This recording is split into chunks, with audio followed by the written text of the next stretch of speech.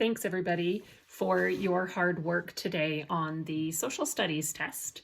Overall, the results were good and I released the scores to you just a few minutes ago, so you can go and check that out in your email.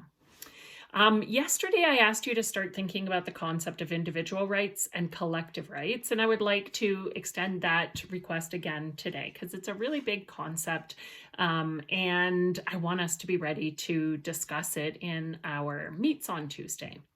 So here's one way to approach this provocation of what are individual rights and what are collective rights, how are they the same and how are they different?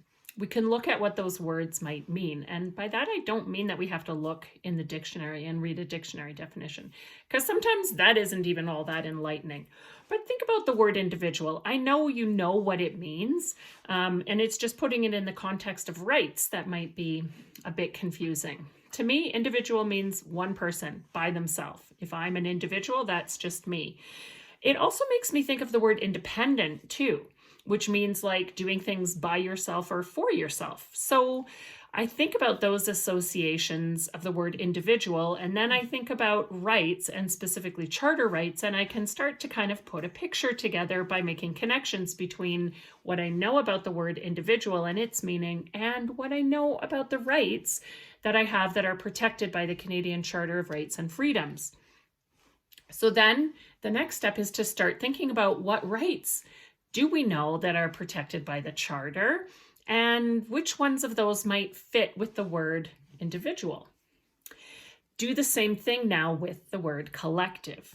It has the word collect right in it. And I know that when I collect things or have a collection of something, it means a bunch of things that are the same somehow. They fit into the same kind of category. Like I used to have a record collection, lots of records to play on my record player.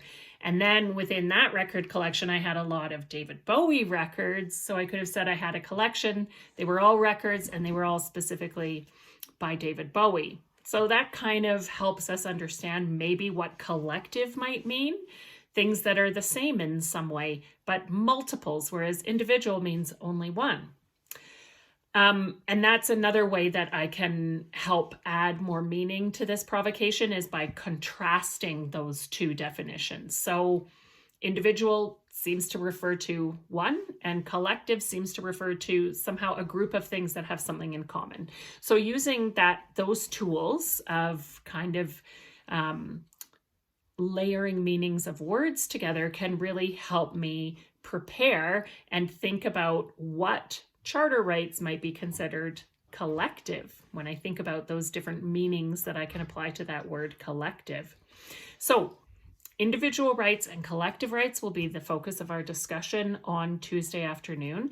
Take some time, please, to think about these concepts before our meeting on Tuesday so you're ready with ideas to share with your discussion group. In the meantime, I just wanted to take a moment to wish you all a very fun and safe and healthy family day. I'm looking forward to some pretty exciting learning opportunities over the next 2 days as I attend Teachers Convention, which I'm expecting will help me come back next week with renewed energy and also some cool new ideas. So enjoy your days off, and I will see you on Tuesday morning in our meets.